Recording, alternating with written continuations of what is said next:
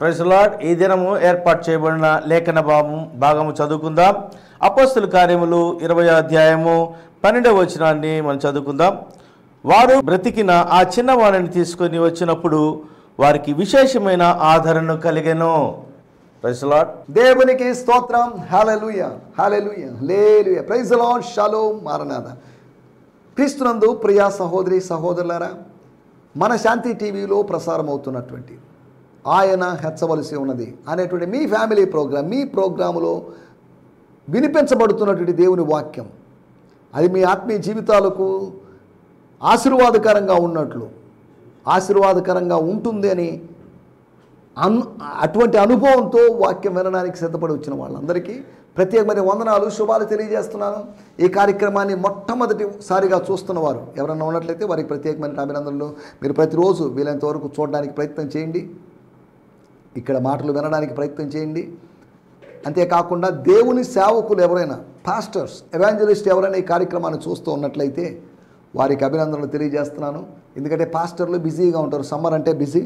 ఇంచుమించు ఈ మార్చి చివరిలో ఏర్పాటైనటువంటి లేకపోతే స్టార్ట్ అయినటువంటి బిజీ మూమెంట్, మార్చి చివరి నుంచి ఏప్రిల్, మే, జూన్, ఇంచుమించు జూన్ 2వ వారానికి కొద్దిగా బిజీ తగ్గుతుంది అనుకుంటున్నాను నా అనుభవాన్ని బట్టి. నా సేవా అనుభవంలో కూడా మార్చి ఎండింగ్ నుంచి ఇంచుమించు జూన్ 15, జూన్ నెల వరకు కొద్ది బిజీగా, జూన్ 15 వరకు నాకు కొన్ని ప్రోగ్రామ్స్ ఉన్నాయి. ఈరోజు నేను ప్రభు చిత్తమైతే ఈరోజు సాయంకాలం ఈ సందేశము టెలికాస్ట్ అయినటువంటి రోజు సాయంకాలం నేను బాపట్ల దగ్గర జమ్ములపాలెం అనేటువంటి ప్రదేశంలో పరిచయం చేస్తున్నటువంటి పాస్టర్ ఎం శామ్యుయల్ గారి కుమారుడు బాబు గౌతమ్ని తీసుకొని కేరళలో ఒలివ్ థియాలజికల్ ఇన్స్టిట్యూట్ OTI అనేటువంటి బైబిల్ స్కూల్లో జాయిన్ చేయడానికి వెళ్తున్నాను. ప్రభు కృపను బట్టి 2-3 బైబిల్ కాలేజెస్లో కొంతమందిని జాయిన్ చేయడానికి ప్రభు సాయం చేశాడు. యవనస్తులు వేద విద్యను అభ్యసించాలి. వేద విద్యాభ్యాసం అనేది అంత సులభమైన విషయం కాదు. పాత రోజుల్లో ఉచితంగా దొరికేది, ఇప్పుడు దానికి వెల చెల్లించాల్సిన పరిస్థితి. ఒక BTH కంప్లీట్ కావడానికి, ఒక మంచి కాలేజీలో కంప్లీట్ కావడానికి ఇంచుమించు ₹1,00,000 పైగా ఖర్చు అవుతుంది 3 సంవత్సరాల కోర్సు కోసం. ఇంకా కొన్ని కాలేజీలో నాకు తెలిసిన ఒక కాలేజీలో 4-5 లక్షల వరకు ఖర్చు అవుతుంది. వేద విద్య అనేది ఇతర లోకపు స్టడీస్ అంత చీప్ ఏం కాదు. ఇక్కడ కూడా డిసిప్లిన్, అసైన్మెంట్స్ ఉంటాయి, రాయాలి, చదవాలి, ప్రాక్టికల్ వర్క్ ఉంటుంది, లైబ్రరీ ఉంటుంది. అబ్బో, మార్నింగ్ 5కి స్టార్ట్ అయినటువంటి అనుదిన లేదా డైలీ యాక్టివిటీస్ రాత్రి 10:30-11 గంటలకు ముగించబడతాయి. మధ్యలో వర్క్స్ లేకపోతే ఆ క్లాసులని, ఈ క్లాసులని, స్పెషల్ క్లాసులని. అబ్బో, బైబిల్ స్కూళ్ళకి వెళ్ళడం కష్టమని నేను చెప్పడం లేదు, మీరు ఎవరు వెళ్ళకూడదని కాదు. అక్కడక్కడ మంత్లీ వన్స్ పెట్టేటువంటి బైబిల్ స్కూల్స్ అవన్నీ ఉన్నాయి. కానీ వీటిలో ఎక్కువగా నేర్పించేటువంటి అవకాశం లేదు. 3 సంవత్సరాలు గురుకుల పాఠశాలలాగా గురువుల దగ్గర ఉండి నేర్చుకునేటువంటి విధానం. యవనస్తులు ఎవరైనా ఉన్నట్లయితే మీరు దయచేసి తెలియజేయండి. ఏదైనా బైబిల్ స్కూల్స్లో అక్కడ కొన్ని వర్కింగ్ స్కాలర్షిప్స్ ఉంటాయి, అవి అందుబాటులో ఉంటాయి కనుక వాటిని తీసుకొని మీరు అక్కడ పని చేస్తూ ఉండొచ్చు. 1 గంట 2 గంటలు పని చేసి ఏదైనా గార్డెన్ వర్క్ అవి చేశారనుకోండి, తర్వాత మిగతా టైంలో మీరు చక్కగా చదువుకొని ప్రయోజకులు కావచ్చు. దేవుని వాక్యాన్ని చక్కగా ఎరిగి ఉండాలి. రాబోయే రోజుల్లో ఇంకా మనకు ఈ స్టడీస్ అవి తెలియకపోతే, స్టడీస్ లేకపోతే చాలా కష్టం. పాత రోజుల్లో ఎలాగో గడిచిపోయింది, కానీ ఈ రోజుల్లో అలా చెల్లుబాటు కావడం లేదు. కాబట్టి నా కొరకు వెళ్తున్నట్టు 3 కొరకు ప్రార్థన చేయాల్సిందే కోరుతున్నాం.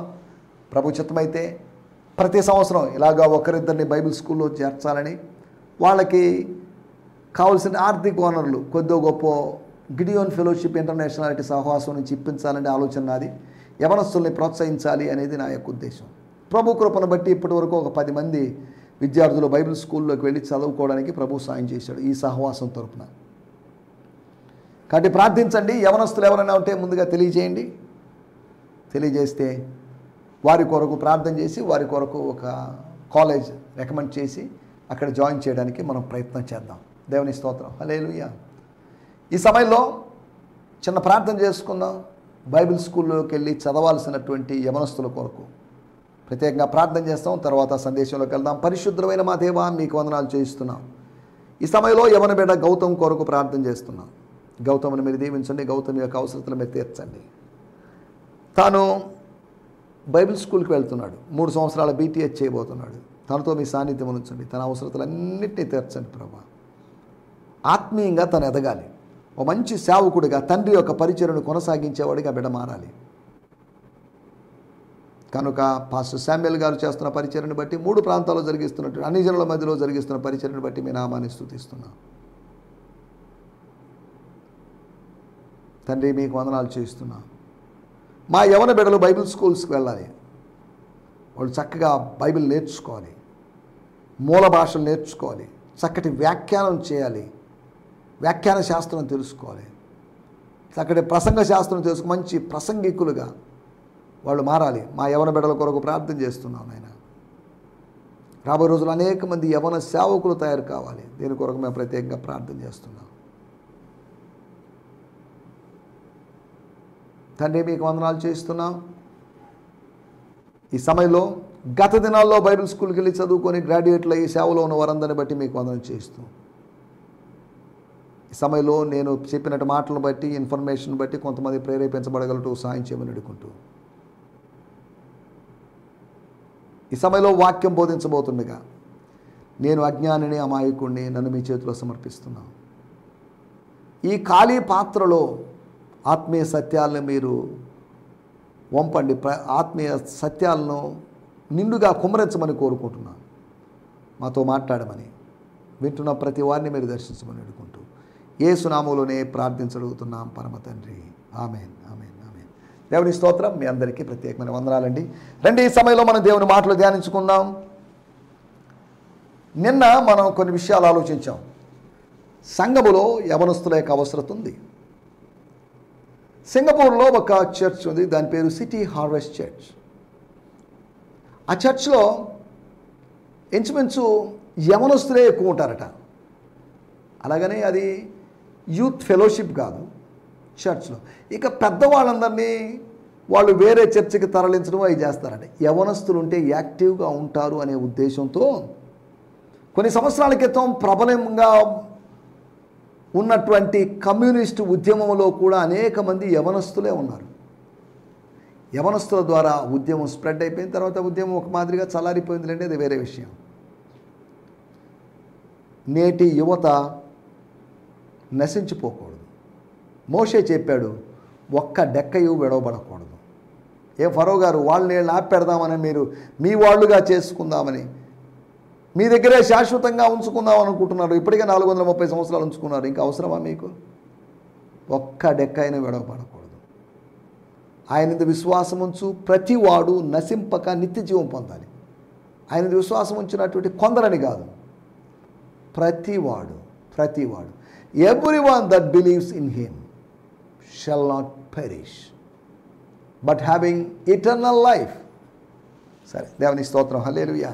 ఎవరు నశించిపోవటం ఆయన చిత్తం కాదు.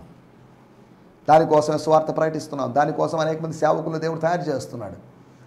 దానికోసం అనేక మంది బైబిల్ స్కూల్స్కి వెళ్తున్నారు. అనేక మంది పాస్టర్లు అవుతున్నారు, ఎవాంజలిస్టులు అవుతున్నారు, ప్రాఫిట్స్ అవుతున్నారు, అపోజల్స్ అవుతున్నారు. దేవుని స్తోత్రం, హల్లెలూయా. ఒకటి, సొంత రక్షణ అనుభవం కలిగి ఉండాలని. రక్షణ లేకుండా, బాప్తిజం లేకుండా కొన్ని డినామినేషన్లు యవనస్తుల్ని ప్రోత్సహిస్తున్నాయి. బాప్తిజము మన విధేయతకు, మన కమిట్మెంటుకు సూచన. ఇది కూడా లేకుండా నీళ్లు జలకరించేటువంటి స్ప్రింక్లింగ్ విధానంలో బాప్టిజాలు ఇచ్చేటువంటి సంఘాలు, అవి ఎంతవరకు సమంజసం ఆలోచించండి. యేసు యోర్దాను నెలలో మునిగి బాప్తిజం తీసుకున్నాడు. ఇమ్మర్షన్ బ్యాప్టిజం, ఇన్ఫెంట్ బాప్టిజం కాదు, instant baptism and immersion baptism మనం బిలీవ్ చేస్తున్నాం. ఇది సిద్ధాంతపరమైన విషయం, ఇలా టీవీలో బోధించడం అంత శ్రేయస్కరం కాదని నేను భావిస్తున్నాను. అయినప్పటికీ సత్యాన్ని సత్యంగా బోధించాల్సిన అవసరత నా మీద ఉంది. దేవుని స్తోత్రం. ఇది బ్యాప్టిజం క్లాస్ ఏం కాదు, అయినప్పటికీ కూడా యవనస్తులు సొంత రక్షణ అనుభవాన్ని కలిగి ఉండాలి. మా నాన్నండి లేదా మా పిల్లలండి, మా ఇంట్లో వాళ్ళందరూ రక్షింపడ్డారండి. అప్పుడప్పుడు నేను యవనస్తులు అడుగుతుంటాను, మీరు ఎప్పుడు బాప్టిజం? ఇప్పుడే కాదు, మేము డిగ్రీ అయిపోయిన తర్వాత, ఇంటర్ అయిపోయిన తర్వాత, పెళ్ళప్పుడు అని రకరకాల సమాధానాలు చెప్తుంటారు.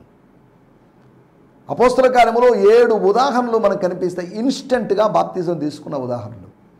రాత్రికి రాత్రే జైలు అధికారి బాప్తిజం పొందాడు. ఇన్స్టెంట్. కొర్నేలి ఇంటి వాళ్ళు ఒక్క రోజులోనే బాప్తిజం తీసుకున్నారు. పెంతెకోస్తు రోజు 3000 మంది బాప్తిజం తీసుకున్నారు. కాబట్టి బాప్తిజం డిలే చేయొద్దు. వాటర్ బ్యాప్టిజం డిలే అవుతుంది అంటే హోలీ స్పిరిట్ బ్యాప్టిజం కూడా డిలే అవుతుంది. Don't delay water baptism experience. ఆయన చెప్పాడు, అది అలా కాదు ఇలా కాదు అని దాని గురించి వాదించాల్సిన అవసరం లేదు. నమ్మి బాప్తిజము పొందినవాడు రక్షింపబడును. నమ్మకుండా బాప్తిజం పొందకుండా ఉన్నవానికి శిక్ష విధించబడును. శిక్ష విధిస్తాడు దేవుడు. శిక్ష విధించేది శిష్యులు కాదు, శిక్ష విధించేది అపోస్తులు కాదు, శిక్ష విధించేది న్యాయాధిపతి అయిన దేవుడే. గ్రేట్ కమిషన్లో భాగంగా దేవు చిత్తాన్ని నెరవేర్చకపోవడం వలన స్వర్గరాజ్య ప్రవేశం ఉండదు, శిక్ష ఉంటుంది. దేవుని స్తోత్రం. హల్లెలూయా. ఒకవేళ ఇంకా మేము పలానా డినామినేషన్ అండి, మేము చిన్నప్పుడే బాప్తిజం తీసుకున్నాం. మా నాన్నగారు ఉన్నప్పుడు నేను బాప్తిజం తీసుకోవడానికి ముందుగా మా నాన్నగారిని అడిగినప్పుడు, రే నీకెందుకురా బాప్తిజం, నువ్వు చిన్నప్పుడే తీసుకున్నావు, చిన్నప్పుడే 8వ రోజు లేకపోతే 40వ రోజు అలా బాప్తిజం, నీకెందుకు బాప్తిజం, మనకెందుకురా బాప్తిజం అని వాళ్ళు మా నాన్నగారు అన్నాడు. తర్వాత కొంతకాలానికి సత్యాన్ని గ్రహించి సరే తీసుకో అన్నాడు. ఆయన బాప్తిజం తీసుకున్న విషయం ఆయన కొంతకాలం అభ్యంతర పడుతూనే ఉన్నాడు. తర్వాత ఆయన ఒకరోజు ఆయనకు నేనే బాప్తిజం ఇవ్వడానికి ప్రభు సాయం చేశాడు. ఎవరి స్తోత్రం. మా ఇంట్లో వాళ్ళందరికీ బాప్తిజం ఇవ్వడానికి ప్రభు నాకు సాయం చేశాడు. మా నాన్నగారికి, మా అమ్మగారికి, మా చెల్లికి, మా తమ్ముడికి. ప్రభు అయిన యేసుక్రీస్తునందు విశ్వాసం ఉంచము, అప్పుడు నీవును నీ ఇంటి వారు రక్షణ పొందుతారు. మన కుటుంబము రక్షణ లేకుండా, బాప్తిజం లేకుండా నశించుకోవడానికి వీల్లేదు. రెండో విషయము, శిష్యత్వంలో ఉండాలి. Youth should be in discipleship. యవనస్తులు శిష్యులుగా మారాలి. శిష్యులు అంటే క్రైస్తవులు. క్రైస్తవుల యొక్క పూర్వపు నామమే శిష్యులు. తర్వాత కూడా శిష్యత్వపు అనుభవంలో వాళ్ళు కొనసాగుతున్నారు. మూడవది, వారు సేవలో సహకరించే వాళ్ళుగా ఉండాలి. తండ్రి అన్యజనుడు, తల్లి యూదురాలు అయినప్పటికీ కూడా తండ్రి వల్ల కలిగిన అభ్యంతరం కలిగి ఉండొచ్చు, కానీ తల్లి వల్ల ఎటువంటి అభ్యంతరం కలగలేదు. తల్లి అభ్యంతరాన్ని పెద్దగా ప్రాధాన్యత ఇవ్వరు, తండ్రి అభ్యంతరాన్ని ప్రాధాన్యత ఇవ్వచ్చు. పురుషాధిక్య సమాజం కనుక అప్పట్లో. అయినప్పటికీ కూడా వాళ్ళని ఎలా ఒప్పించాడో ఏంటో మరి. తిమోతి పౌలుతో పాటు పరిచర్య చేయడానికి వెళ్ళిపోయాడు. దేవుని స్తోత్రం. హల్లెలూయా. తిమోతీలు లేవాలి, తిమోతీలు తయారు కావాలి, నెక్స్ట్ జనరేషన్ లీడర్స్ తయారు కావాలి. యవనస్తులు అంటే నెక్స్ట్ జనరేషన్ లీడర్స్. దేవుని స్తోత్రం. హల్లెలూయా. వాళ్ళని అనవసరంగా వాళ్ళకు ట్రైనింగ్ లేకుండా, పరిశుద్ధత లేకుండా, వాళ్ళు దైవికమైన అనుభవాలు లేకుండా వాళ్ళని మనం ప్రోత్సహించడంలో ఎటువంటి అర్థం లేదు. దేవుని స్తోత్రం. హల్లెలూయా. మనం ఆలోచిస్తున్నటువంటి విషయం ఏంటంటే, ఈ రోజుల్లో పాస్టర్ల కుమారులు అనేకులు ఏలీ కుమారుల్లాగా ఉన్నారు. అపవిత్రమైన కార్యములు నిర్వహించేవారుగా ఉన్నారు. ఎవరు ఏంటి అంటే వివరాలకి నేను వెళ్ళలేదు, వాటి గురించి వివరించి తెలుసుకోలేదు. శిష్యత్వంలో ఉండాలి, సేవలో సహకరించాలి. అంతేకాకుండా శ్రవణానందాన్ని, శ్రవణ అనుభవాన్ని, వినేటువంటి అనుభవాన్ని వాళ్ళు కలిగి ఉండాలి. వినడం వల్ల విశ్వాసం కలుగుతుంది. విశ్వాసం కలిగితే మనం విజ్ఞాపన చేయగలం. విజ్ఞాపన చేయగలిగితే మనం ప్రభు దగ్గర నుంచి పొందుకోగలం. విజ్ఞాపన చేయగలిగితే మన విఘ్నాలన్నీ తొలగిపోతాయి. దేవుని స్తోత్రం. మన ఆటంకాలన్నీ తొలగిపోవాలంటే విజ్ఞాపన చేయాలి. మన అడ్డుబండలు లేదా మన ఎదుటిన్న పర్వతాలు చదును చేయబడాలంటే మన విజ్ఞాపన చేయాలి. మన విజ్ఞాపన చేస్తే విఘ్నాలన్నీ తొలగిపోతాయి. దేవుని స్తోత్రం. ప్రభు ఈ ఆటంకాలన్నీ తొలగించు, ఈ పర్వతాలని తొలగించు, సమంగా చేయి. ఈ మెట్టలు తత్తరిల్లిపోతాయి, ఈ పర్వతాలు తొలగిపోతాయి. నీ కృప మాత్రం నన్ను విడవదని నువ్వు వాగ్దానం చేసావు, కాబట్టి నన్ను ఇక్కడ నిలబెట్టు, నన్ను ఇక్కడ స్థిరపరచు అని అడగాలి. వినేటువంటి వాళ్ళుగా ఉండాలి. ఆలకించుడి, నా ఆత్మను మీ మీద కుమ్మరిస్తానని చెప్పాడు. ఆలకించాలి. ఆలకించబడినప్పుడు ఆత్మానుభవాన్ని పొందుకుంటాం.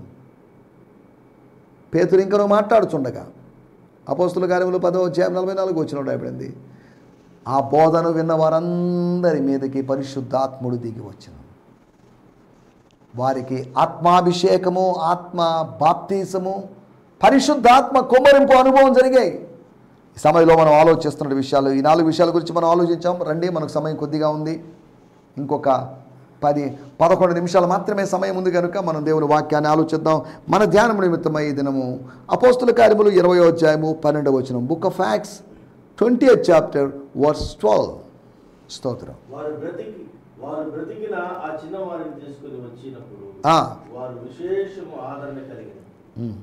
వారు బ్రతికిన ఆ చిన్నవారిని అనగా ఐతుకును, చచ్చినటువంటి ఐతుకుని అని కాదు, ఐతుకు శవాన్ని తీసుకొని వచ్చినప్పుడు అని కాదు, శవముగా ఉన్నటువంటి ఐతుకును సజీవుడుగా దేవుడు మార్చినప్పుడు, సజీవుడైనటువంటి ఆ యవనస్తుణ్ణి, ఆ చిన్నవాడిని తీసుకొని వచ్చినప్పుడు అక్కడున్న వారికి, అక్కడున్న శిష్యులకి విశేషమైనటువంటి ఆదరణ కలిగెను.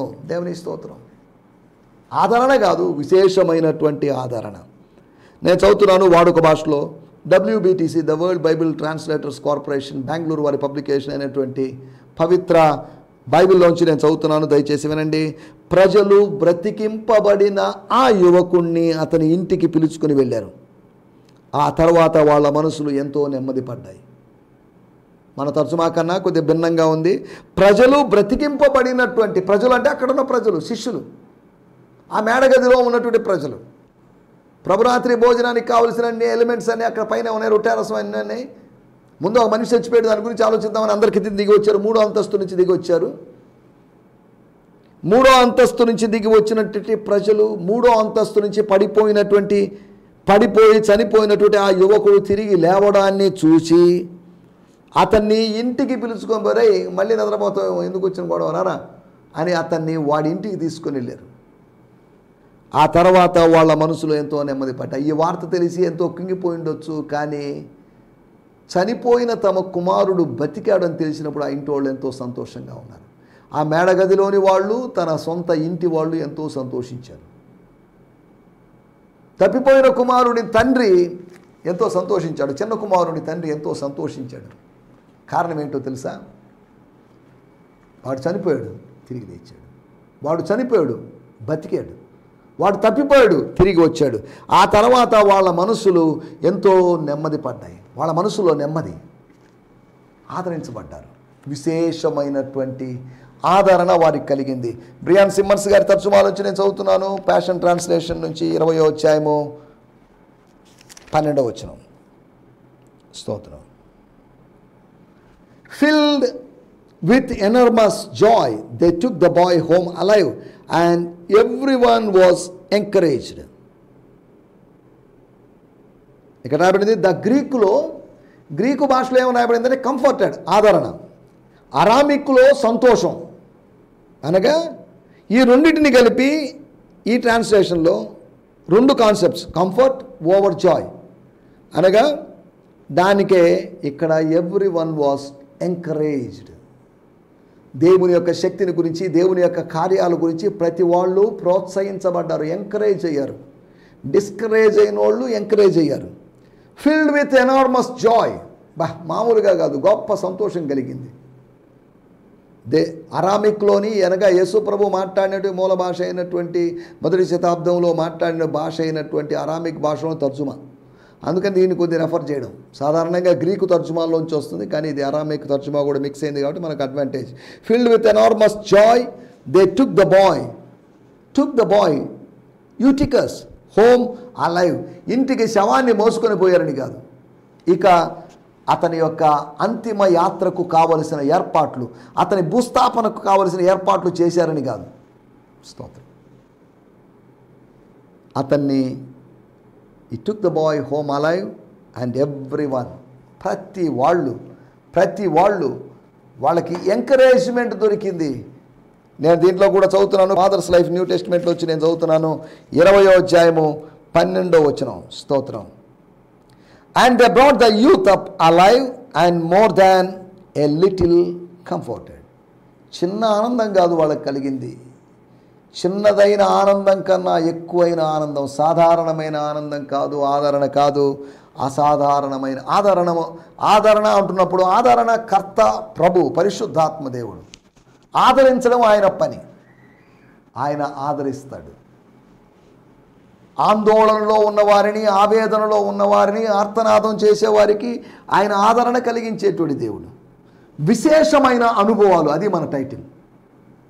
విశేషము అంటే ప్రత్యేకమైనది, పెక్యులర్, పర్టికులర్, భిన్నమైనది అని అర్థం. శేషము అంటే మిగిలి ఉన్నది అని అర్థం, ఒక కామన్ అని. విశేషము అంటే అన్కామన్, ఎక్స్ట్రాడినరీ ఎక్స్పీరియన్సెస్, విశేషమైనటువంటి అనుభవాలు. 4 అనుభవాల గురించి మీకు జ్ఞాపకం చేస్తాను. మొట్టమొదటి వాక్యము మన మూల వాక్యమే కనుక దాన్ని చదవాల్సిన అవసరం లేదు. అక్కడ రాయబడిన మాటలు విశేషమైనటువంటి ఆదరణ. విశ్వాసులకు విశేషమైన ఆదరణ కలిగింది. విశేషము అంటే సంగతి అని అర్థం మలయాళం భాషలో. విశేషం ఎందుకంటే విశేషంగా అంటే ఏమున్నాయి సంగతులు? విశేషం. సువార్తను కూడా మలయాళంలో సువిశేషం, మంచి వార్త, మంచి విషయము అనగా ఒక విషయాత్మకమైనటువంటి అనుభవము, విషయాత్మకమైనటువంటి ఆదరణ. ఆదరణ అనే థియరీ దొరికిందని కాదు, ఆదరణ అనేది ప్రాక్టికల్ అనుభవం. అయ్యో ఎంతసేపు ప్రసంగం చేశాడు ఈ మనిషి, వాడిని గమనించలేదే, అనవసరంగా చచ్చిపోయాడే. ఒకవేళ ఆ ఇంట్లో లేకపోతే ఆ మేడగదిలో వాళ్ళ తల్లిదండ్రులు ఉంటే వాళ్ళు ఎంత బాధపడి ఉంటారు. చెట్టంత ఎదిగిన కుమారుడిని పోగొట్టుకున్నప్పుడు ఎంత బాధ. మరణం అనేది ఎవరికి సంతోషం కలుగు చేయదు. ఏదో శత్రువు సంతోషిస్తాడేమో, సత్యాడు వీడు, సత్య బాగుండు అని శత్రువు సంతోషిస్తాడేమో కానీ మరణాన్ని గురించి ప్రతివాడు అయ్యో పాపం అంత త్వరగా చనిపోయాడా అని ఆలోచిస్తారు. మా నాన్నగారు ఫిబ్రవరి నెలలో ప్రభువునందు నిద్రించారు. కొంతమంది అడుగుతుంటారు, ఇక్కడ పెద్ద ఆయన ఉండాలి, మీ ఫాదర్ ఉండాలి, ఏమయ్యాడు? ఆయన లేడండి, ప్రభు పిలుపునందుకు వెళ్ళిపోయాడు. అరే, కొంతమంది పాస్టర్లు వచ్చి ఆయన ఉండేవాడే ఏడి ఆయన దగ్గరికి వచ్చి ప్రార్థన చేద్దామని ఆయన చిన్న కొంతమంది దేవుని సేవకులు నాకు తెలియకుండా 10-15 చిన్న ఆఫరింగ్లు ఇచ్చేవాడు. ఆయన లేడు. ఈరోజు ఉన్న మనిషి రేపు ఉండకపోవచ్చు. మీటింగ్ ఆరంభంలో ఉన్న మనిషి మీటింగ్ మధ్య భాగంలో లేడు, అడ్రస్ లేకుండా పోయాడు. ఏమైంది? కింద పడ్డాడు, పైనుంచి కింద పడ్డాడు, ప్రమాదానికి గురయ్యాడు, గాయపడి ఉండొచ్చు, ఇంకా ఏదైనా నడుమో లేదా కాలో చెయ్యో ఏదైనా విరిగిపోయి ఉండొచ్చు. తనకు ఆ నిద్రమత్తు తొలిగేసరికి లేచేసరికి అది కలేమో అనుకోండొచ్చు. లేచేసరికి తాను శవంగా మారాడు. తర్వాత ఏం జరిగిందో తెలియదు. తన జీవితంలో తాను విన్న మాటలు పౌలు మాటలే చిట్ట చివరి మాటలు. తాను పలకడానికంటూ మాటలు లేవు. తాను ఎవరూ చేయలేనట్టు ఒక పెద్ద మిస్టేక్ చేశాడు. కిటికీ మీద కూర్చొని దేవుని వాక్యం విన్నాం. బయట వెలుపలి పరిస్థితులను చూసుకుంటూ, లోకాన్ని చూసుకుంటూ, లేకపోతే సంఘాన్ని చూస్తూ, లోకము సంఘముల మధ్య నలిగినటువంటి ఉన్నటువంటి వ్యక్తిగా మనం చూడవచ్చు. వెలుపలి వాతావరణాన్ని ఆస్వాదిస్తూ, ఎంతమంది గ్యాదర్ అయ్యారు, ఎంతమంది దీపాలు ఉన్నాయి, ఆ వెచ్చటి వాతావరణం, వెచ్చటి చల్లదనాలు రెండు కలుపుకున్నటువంటి నిలువెచ్చని స్థితిలో ఉన్న స్థితికి గుర్తుగా అతను ఉన్నాడు. లూక్ వామ్ ఎక్స్పీరియన్స్లో ఉన్నాడు. అది అతని పరిస్థితి. విశేషమైన అనుభవాల గురించి మనం మాట్లాడుకుంటున్నాం. ఒకటి విశేషమైనటువంటి ఆదరణ. చదవండి రెండవ విషయం, అపోస్తుల కార్యములు 19వ అధ్యాయము 11వ వచనం. అపోస్తుల కార్యములు 19వ అధ్యాయం 11వ వచనం. స్తోత్రం. అక్కడ రాయబడినటువంటి మాటలు అపోస్తుల పౌలు యొక్క పరిచర్య గురించి రాయబడ్డాయి. మరియు దేవుడు పౌలు చేత విశేషమైన ఏం చేయించాడు? దేవుడు పౌలు చేశాడు అని కాదు, పౌలు చేత చేయించాడు. మనము చేయడం లేదు, మన చేత దేవుడు చేయిస్తున్నాడు. కాబట్టి మనకు కాదు మహిమ, దేవునికే మహిమ. ఎవరూ చేయలేరు, దేవుడే చేస్తాడు. దేవుడు పౌలు ద్వారా ఎన్నో మహత్కార్యాలు చేశాడు. ఏంటి అంటే ప్రజలు అతని తాకిన జేబు రుమాలను తుండు గుడ్లను తీసుకొని జబ్బుతో ఉన్న వాళ్ళ దగ్గరికి వెళ్ళేవాళ్ళు. వాటితో వాళ్ళ జబ్బులు నయమయ్యేవి, పట్టిన దెయ్యాలు వదిలిపోయేవి అని రాయబడింది. విశేషమైన కార్యాలు, ఎక్స్ట్రాడినరీ థింగ్స్. ఆర్డినరీ థింగ్స్ చేయడానికి కాదు, న్యాచురల్ థింగ్స్ చేయడానికి కాదు, సూపర్ న్యాచురల్ థింగ్స్ చేయడానికి నువ్వు పిలువబడ్డావు. దేవుని స్తోత్రం. హల్లెలూయా. రెండోది విశేషమైనటువంటి అద్భుతములు. మూడో విషయం నేను మీకు జ్ఞాపకం చేస్తాను. అపోస్తుల కార్యములు 20వ అధ్యాయము 10వ వచనం. అపోస్తుల కార్యములు 20వ అధ్యాయం 10వ వచనం. 20వ అధ్యాయం 10వ వచనంలో రాయబడినమాట. పౌలు కిందకి వెళ్ళి ఆ యువకుని పక్కన ఒరిగి అతన్ని తన చేతుల్లో ఎత్తి, దిగులు పడకండి, ప్రాణముంది అని అన్నాడు.